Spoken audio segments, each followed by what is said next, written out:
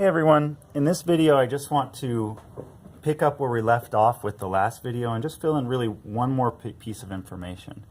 So to review, we were talking about intermolecular forces.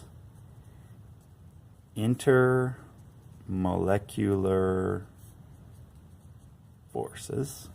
And we're saying the intermolecular forces are those attractive forces between molecules. Remember I was showing the two ethanol molecules and saying that's the two forces that are attracting these two molecules together and holding it in place.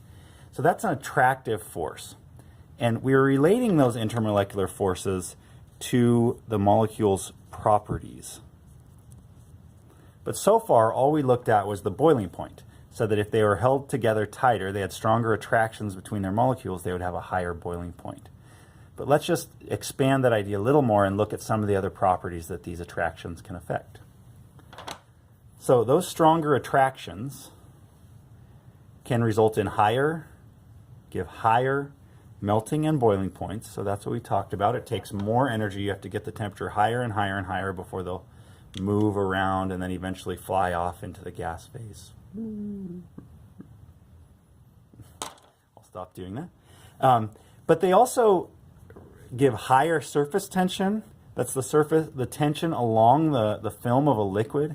If you've ever tried to if you haven't tried it, you should try this. Take a glass of water and just set a paper clip right on top of that glass of water, and it'll hold there if you're gentle about it, because there's a film created along the surface of a liquid caused by the attractions of molecules along that surface. And I have a picture to show this in a second. Also, the viscosity, the resistance, the flow. Think syrup. Think when you pour syrup, how it comes out slowly compared to water. Stronger attractions give higher viscosity. And then the last one I want to talk about is vapor pressure, and that's the opposite, so I just want to highlight that. Vapor pressure is actually lowered. Vapor pressure is the pressure caused in the gas phase by the evaporation of a liquid. So let's look at some graphics that sort of explain this better. Surface tension and viscosity. So surface tension is caused by attractions between the molecules across the surface of a liquid. And here you can see in a dish of water, you've got a paper clip floating on the surface. So that's what I really recommend you trying if you've never done that. And just as you're doing that, imagine that's being held up because the paper clip is sitting on top of this surface and the molecules are held together along the surface of that liquid. And the viscosity is the same thing, except it's happening in the inside, and that's what makes pancake syrup flow slower than just regular water, because the sugar molecules are causing stronger attractions inside of that fluid, making it flow more slowly than it otherwise would have. Now, vapor pressure, we said, is the opposite, where stronger intermolecular forces give lower vapor pressure. So the way this works is if you imagine we have a liquid in an Erlenmeyer flask here that's been plugged, the liquid molecules will eventually start evaporating, just like you're familiar with water.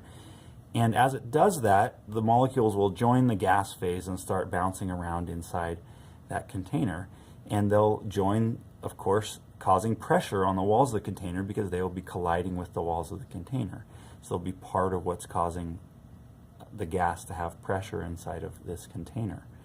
So, of course, we said that's lowered with increasing attractions. So we said stronger intermolecular forces or attractions